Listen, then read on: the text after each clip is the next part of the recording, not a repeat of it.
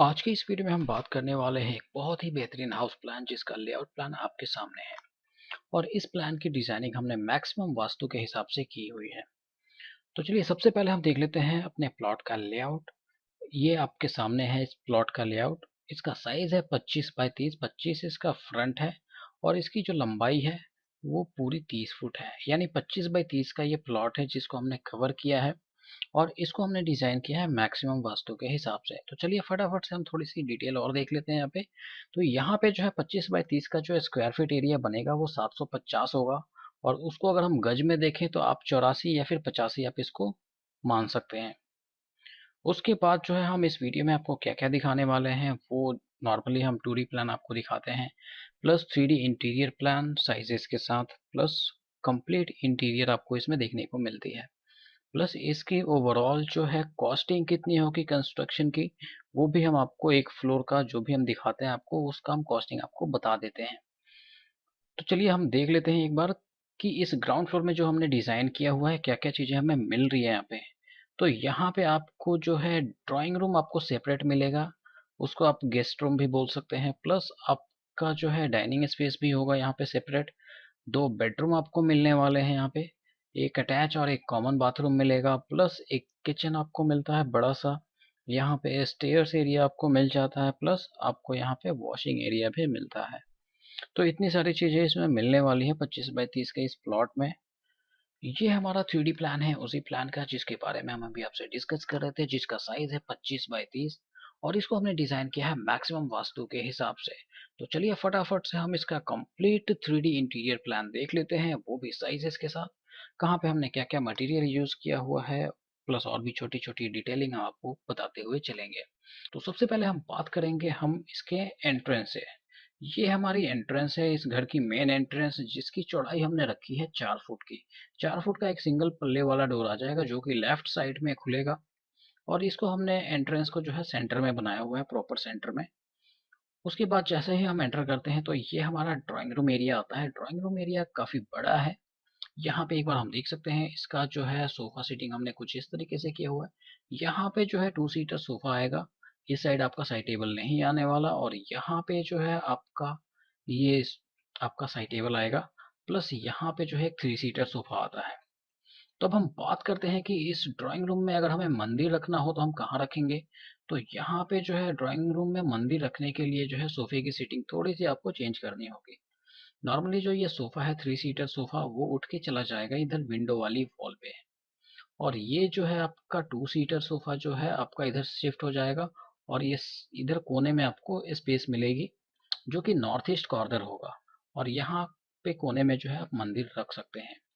तो इस तरीके से सेटिंग चेंज करके आप इस कोने में मंदिर बना सकते हैं जो कि एक नॉर्थ ईस्ट कॉर्नर है। और हाँ, सबसे पहले हम आपको बता दें कि ये प्लान जो हमने डिज़ाइन किया है वो ईस्ट फेसिंग वास्तु के हिसाब से हमने डिज़ाइन किया हुआ है। चलिए अब हम बात करते हैं यहाँ पे ड्राइंग रूम की। तो ड्राइंग रूम का जो साइज़ यहाँ पे बनता है, इसकी चौड़ाई हम देख लेते हैं। इस एलसीडी वाली वॉल से लेके आपकी इस वॉल तक जो है 13 फुट 4 इंच की पूरी चौड़ाई है यहाँ पे। और इसकी जो पूरी लंबाई है यहाँ पे 8 फुट 6 इंच है। और ये आपका जो हमने यहाँ पे जो सोफा प्लेस किया हुआ है ये एक स्टैंडर्ड साइज है जो कि इसी तरीके से आपकी सीटिंग बनेगी। इस वॉल पे आप रखे 3 सीटर, या फिर इस वॉल पे नॉर्मली आपका एलसीडी इस वॉल पे आ जाएगा। तो इसमें कोई प्रॉब्लम नहीं है। और जैसा कि आपने देखा कि यहाँ पे जो है हमने 2 स्टेप लेवलिंग अप की हुई है, यानी कि रोड से 1 फुट पे हमारा जो है ड्राइंग रूम की हाइट आती है। रोड से 1 फुट की हाइट पे। फिर उसके बाद जो है यहाँ पे आप देख सकते हैं कि 2 स्टेप हमने यहाँ पे दिया हुआ है। तो 1 और 2 स्टेप चढ़ने के बाद जो है हमारा एक और लैंडिंग मिल जाता है, जो जिसको हम, ये है जो हाइट है ये हमारा जो है एक्चुअल ग्राउंड फ्लोर है। तो यहाँ पे जो है रोड से जो हमारी हाइट हो जाती है कंप्लीट घर की, तो वो हमारी हो जाती है 2 फुट। और यहाँ पे जो है हमने ड्राइंग रूम को जो है एक स्टेप डाउन किया हुआ है 1 फुट। वो इसलिए क्योंकि स्पेशली क्लाइंट की ये रिक्वायरमेंट थी कि हमारा जो है ड्राइंग रूम थोड़ा सा नीचे होना चाहिए। अगर कल को हमें बढ़ाना होगा हम अपने आप बढ़ा सकते हैं। तो ये कंडीशन थी। तो उसके हिसाब से हमने इसको डिज़ाइन किया हुआ है। प्लस हम आपको जो भी कॉस्ट यहाँ पे बताने वाले हैं उसके हिसाब से जो है आप जो भी यहाँ पे ड्राइंग रूम की वॉल्स हैं वहाँ पे आप कोई भी वॉलपेपर ले सकते हैं, कोई भी टेक्सचर पेंट या फिर कोई भी पेंट, नॉर्मल पेंट आप यूज कर सकते हैं। यहाँ पे हमने फ्लोरिंग नॉर्मल मार्बल रखी हुई है। उसके बाद चलिए अब हम बात करेंगे यहाँ पे किचन की। तो किचन का यहाँ पे साइज काफी बड़ा है और यहाँ पे यू शेप में जो है तीनों साइड में आपको काउंटर मिल जाते हैं, जिसका टॉप आपका ग्रेनाइट रहेगा, जो कि आपके बजट में ही रहेगा, जो भी हम आपको बताएंगे। तो यहाँ पे जो है किचन का साइज जो है, इसकी चौड़ाई की बात करते हैं। सबसे पहले यहाँ पे यहाँ से लेके यहाँ तक इसकी 9 फुट 9 इंच की चौड़ाई है और यहाँ पे जो है इसकी पूरी लेंथ जो है वो 8 फुट 6 इंच की है। उसके बाद हम देख लेते हैं कि किचन की हमने किस तरीके से प्लेसमेंट की हुई है। यहाँ पे आपका कुक टॉप, इधर आपका सिंक और यहाँ पे आपका फ्रिज आ जाता है। तो फ्रिज के लिए नॉर्मली मैं हर वीडियो में बताता हूँ कि कम से कम 2x2 का जो फ्रिज होगा उसके लिए 2.5 फुट की जगह चाहिए, और आपका जो डबल पल्ले का जो डोर आता है, सामने सामने जो दो पल्ले खुलते हैं, उसका साइज फ्रंट से 3 फुट होता है। तो उसके लिए जो है कम से कम जो है आपको ज़्यादा से ज़्यादा स्पेस छोड़ना पड़ेगा, 3.5 फुट या फिर 4 फुट। तो उसके हिसाब से ही जो भी आपको फ्रिज रखना है उसी के हिसाब से आप यहाँ पे स्पेस छोड़ें। तो यहाँ पे नॉर्मली हमने यहाँ पे एक 9 इंच की मोटी दीवार ली हुई है, जिसमें हम जो है आर्क बनाएंगे। ड्राइंग सॉरी, यहाँ पे किचन और जो डाइनिंग एरिया है उसके बीच में जो है ये आर्क एक बन जाएगा, काफ़ी अच्छा लगेगा वो। उसके बाद जो है हमारा आता है यहाँ पे लॉबी कम डाइनिंग एरिया। ये हमारा लॉबी कम पूरा ये डाइनिंग एरिया है। तो यहाँ पे जो है लॉबी की जो चौड़ाई है 14 फुट है और इसकी जो पूरी लंबाई है वो है आपका 7 फुट 10 इंच। 7 फुट 10 इंच, जिसमें हमारा जो है आधा ये मूवमेंट एरिया निकल जाता है यहाँ पे, और आधा जो है हमने डाइनिंग टेबल प्लेस किया हुआ है। यहाँ पे 6 लोग आराम से बैठ के खाना खा सकते हैं। उसके बाद हम बात करेंगे अपने यहाँ पे सीढ़ी वाले एरिया की। तो यहाँ पे सीढ़ी की एक बार डिजाइनिंग आप देख सकते हैं। यहाँ से हम अप करेंगे और फिर जो है इस तरीके से जाते हुए हम फर्स्ट फ्लोर पे यहाँ पे चले जाते हैं। तो फर्स्ट फ्लोर पे जाने के लिए कम से कम हमें 18-19 स्टेप देने होंगे, और हम जो फ्लोर की हाइट रखेंगे वो 11 फुट रखने वाले हैं। तो 11 फुट आपको यहाँ से आपको मिलेगी हाइट। ये जो लॉबी एरिया है यहाँ से आपको 11 फुट कंप्लीट मिलेगी, और ड्राइंग रूम से जो हाइट हो जाएगी वो 12 फुट हो जाएगी, क्योंकि 1 फुट आपका नॉर्मल लेवल से जो है 1 फुट डाउन में है ड्राइंग रूम। तो चलिए अब हम बात करते हैं सीढ़ी की, थोड़ी सी डिटेल देख लेते हैं यहाँ पे। तो इसकी जो चौड़ाई है वो 3 फुट है, और यहाँ पे जो है हमें कम से कम 18 या 19 स्टेप चाहिए फर्स्ट फ्लोर पे जाने के लिए। आपने सीढ़ी की ओवरऑल लुक देख ली है। तो इस तरीके से आपकी सीढ़ी की डिज़ाइन होगी। अगर आपको एक आधे स्टेप और चाहिए होंगे तो आप नॉर्मली ये जो चौकी है यहाँ पे एक वाइंडर डाल सकते हैं, तो यहाँ पे आपके 2 स्टेप और बढ़ जाएंगे। तो कंप्लीट आप 20 या 21 यहाँ पे स्टेप डाल सकते हैं। और रही बात सीढ़ी के नीचे वाले स्पेस की, तो नॉर्मली जो है आप यहाँ पे साफ सुथरी या तो स्टोरेज आप कर सकते हैं, और नहीं तो आप एज ए वॉशिंग एरिया भी इसको यूज कर सकते हैं। अब हम देखने वाले हैं बेडरूम 1। तो यहाँ पे जो है बेडरूम 1 जो है इसमें आपको मिल जाता है एक बेड, एक अलमारी और एलसीडी। और यहाँ पे जो है वुडन फ्लोरिंग आपको मिलती है। वॉल पे जो है अलग टाइप का वॉलपेपर, पेंट, इस तरीके से आपको अलग अलग चीजें मिलती हैं जो कि आपके बजट में ही होंगी। तो इस तरीके से आप डिजाइन कर सकते हैं। अब हम बात करते हैं इसके साइज की, बेडरूम की। तो बेडरूम का जो साइज है 9 फुट 4 इंच जो है इसकी पूरी चौड़ाई है, और 11 फुट इसकी लंबाई है। 9 फुट 4 इंच बाई 11 फुट का बेडरूम है। हाँ, एक चीज और मैं आपको बताना भूल गया, यहाँ पे इसका जो रूम का साइज है वो आप देख लीजिए। यहाँ पे जो है कंप्लीट बाहर वाले एज से जो है हम 9 फुट 6 इंच लेंगे पूरी चौड़ाई, और ये 8 फुट 2 इंच इसकी लंबाई बनेगी।